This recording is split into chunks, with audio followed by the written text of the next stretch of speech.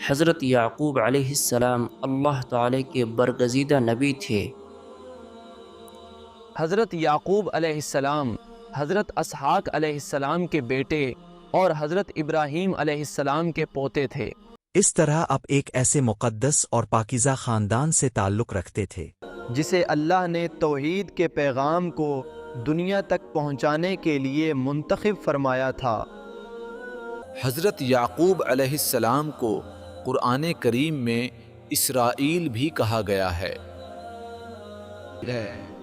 اور بعد میں آپ ہی کی اولاد بنی اسرائیل کے نام سے پہچانی گئی۔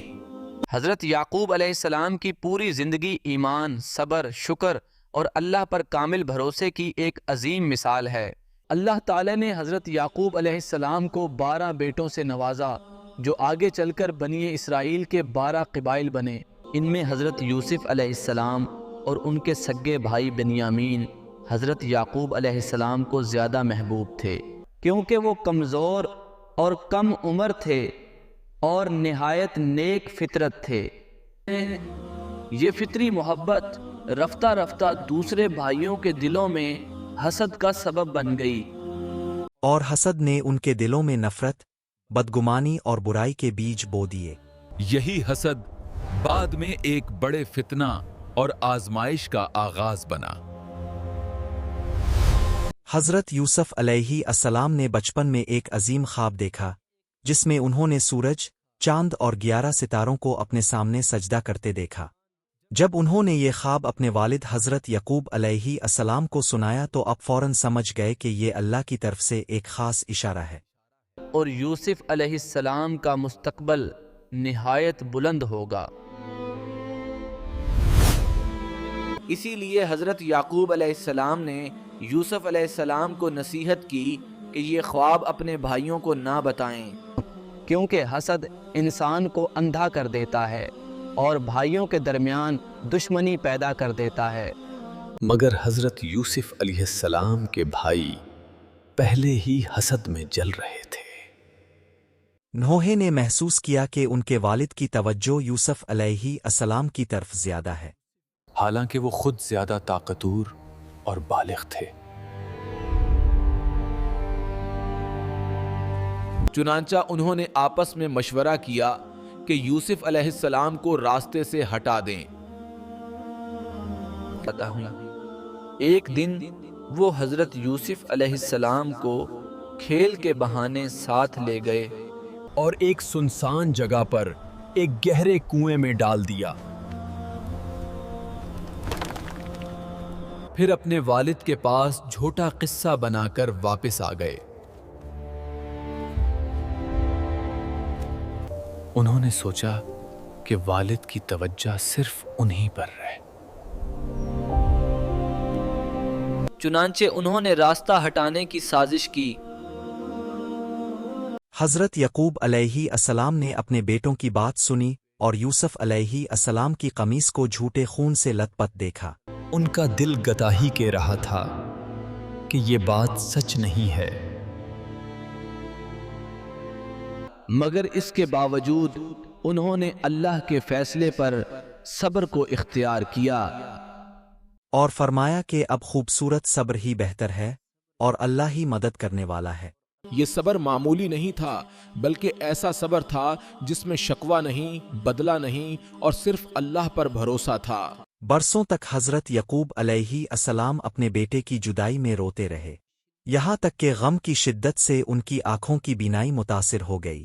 یہ صبر اور اللہ پر بھروسہ ہمیں صبر اور ایمان کا سبق دیتا ہے۔ یہ دکھ اور صبر ہمیں یہ سکھاتا ہے کہ اللہ پر بھروسہ ہر آزمائش میں ضروری ہے۔ حضرت یعقوب علیہ السلام کا یہ واقعہ صبر، ایمان اور اللہ پر بھروسے کی عظیم مثال ہے۔ وہ ایک قافلے کے ذریعے نکالے گئے اور مصر لے جائے گئے۔ مصر کی طرف سفر کے دوران ان کی زندگی آزمائش اور مشکلات سے گزری۔ ہر مرحلے پر اللہ ان کے ساتھ رہا، چاہے غلامی، قید یا مشکلات ہو۔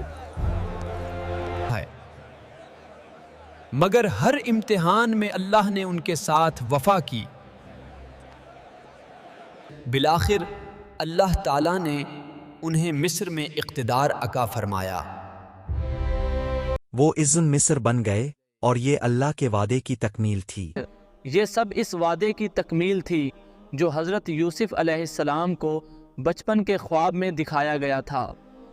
مگر اس تک پہنچنے کا راستہ صبر، تقوی اور ثابت قدمی سے گزرا۔ حضرت یوسف علیہ السلام کا یہ واقعہ صبر، ایمان اور اللہ کی رہنمائی کی عظیم مثال ہے،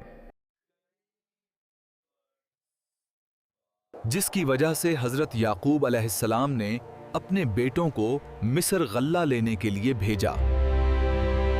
وہ نہیں جانتے تھے کہ جس شخص کے سامنے وہ کھڑے ہوں گے وہی ان کا بچڑا ہوا بھائی یوسف ہے۔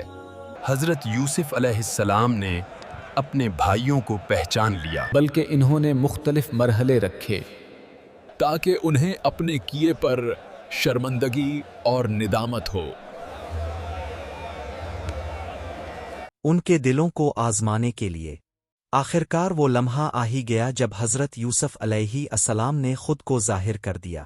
بھائیوں پر یہ حقیقت بجلی بن کر گری اور وہ اپنے گناہوں کا اعتراف کرتے ہوئے شرمندہ ہو گئے، مگر حضرت یوسف علیہ السلام نے بدلہ لینے کے بجائے انہیں معاف کر دیا اور فرمایا کہ آج تم پر کوئی ملامت نہیں، اللہ تمہیں معاف کرے۔ یہ معافی دراصل نبوت کے عالیہ اخلاق اور حضرت یعقوب علیہ السلام کی تربیت کا عملی نمونہ تھی۔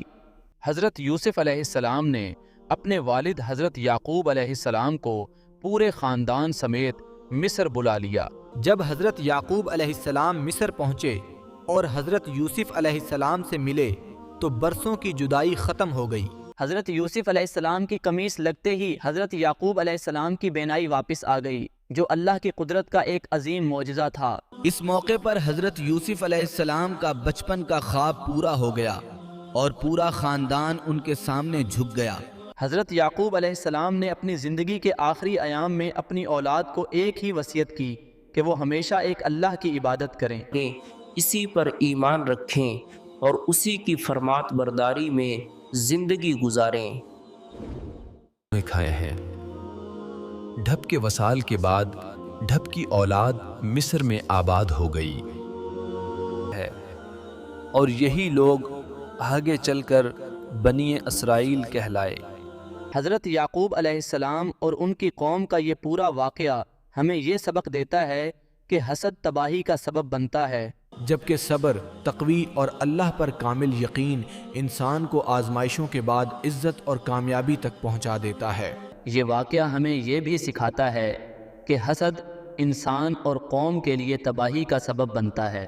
صبر اور تقوی انسان کو آزمائش کے بعد عزت اور کامیابی تک پہنچا دیتے ہیں۔